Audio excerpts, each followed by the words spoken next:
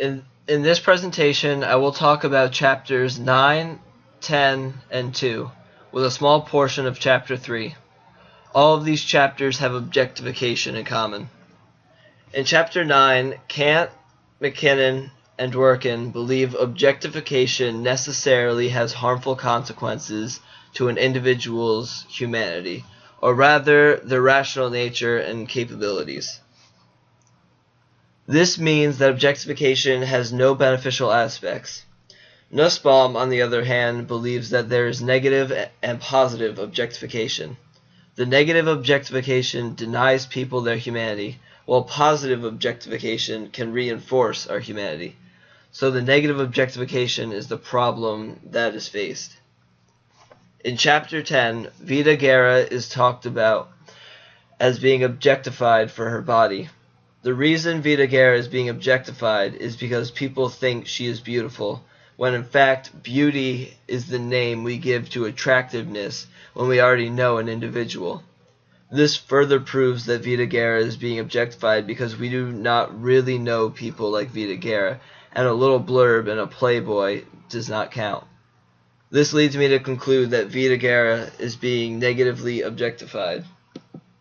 Chapter 10 goes on to talk about culocentrism, which focuses on the female culo, or posterior.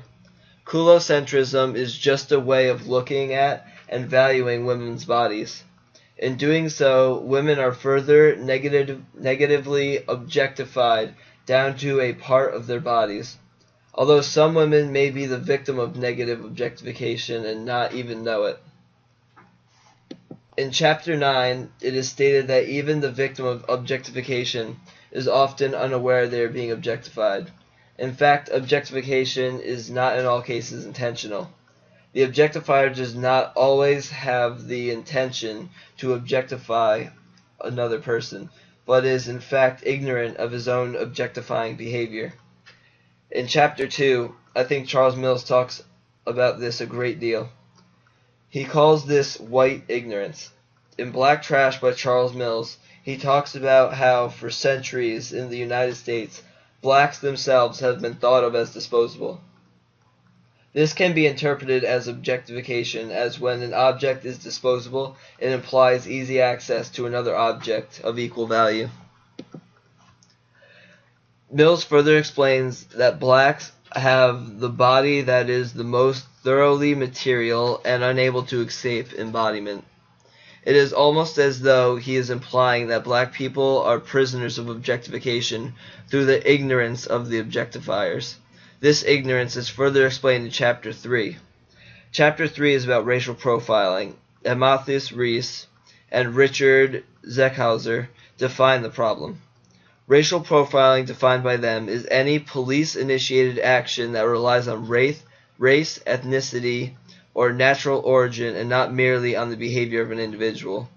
In this way, people are being degraded into criminals based off the ignorance of others. Objectification falls into 7 categories for Nussbaum. 1. Instrumentality. 2. Denial of autonomy. 3. Inertness. 4. Fungibility. 5. Violability. 6. Ownership. And 7. Denial of subjectivity. These can all be negative forms of objectification and should be stopped. But in order to stop objectification, we first must stop ignorance.